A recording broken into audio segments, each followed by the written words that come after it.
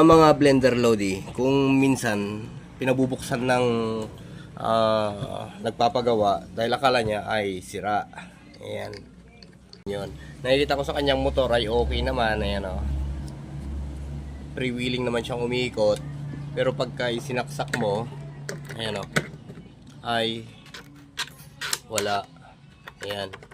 Kahit daw ilagay niya yung kanyang pitchel ay hindi rin umaandar. So, ang problema niyan Lodi, baka maaring nasa pitchel yung problema niya. Yung nilalak dito para makawit niya yung ito. Mayroon kasing switch dyan. Kung nakikita nyo dito, may switch yan. Bumababa yan para maitulak niya yung micro switch. Yun nandito. Kung halimbawa titignan natin dito, ayan o. Kahit gamitin natin yung kanyang pulse, pagka pinaikot-ikot natin yan, o ginalaw-galaw natin, dapat umiikot na yan kung andyan yung picture niya. Pero ngayon, i-auto natin, yan. Tapos, tutulakan natin yung sinasabi ko kaninang switch. Ilak muna natin to, ayan o. Nakalak na siya, then i-crush natin.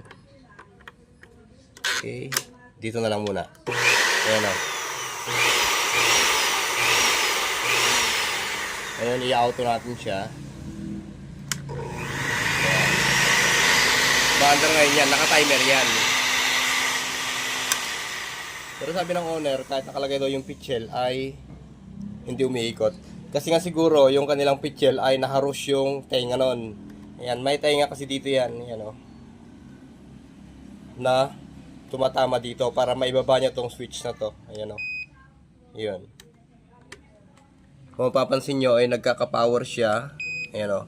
Pagka tinulakan natin to. Yung buong system niya ay nagkaka-power. Kaya yun lamang Lodi, wala na may ibang problema dito. Yun lang siguro yung kanyang pitchel. Kailangan ma-check yun, madala niya para makita natin kung nabungi yung tenga nun na lumalapat dito. Ayan o. Okay. Yun. Ayan o.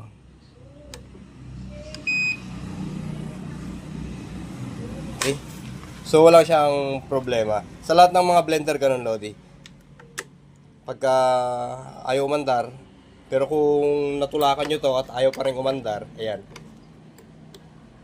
Ito yung unang test na ginagawa bago binubuksan yan eh. Okay. Ayan.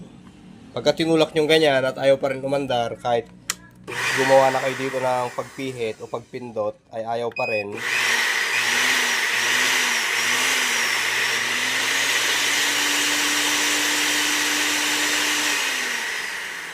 Baka ang problema naman ay nasa loob. Pero kung dito pa lang ay umandar na, so walang problema sa loob. Dito lang. Sa may pitchel lang. Okay?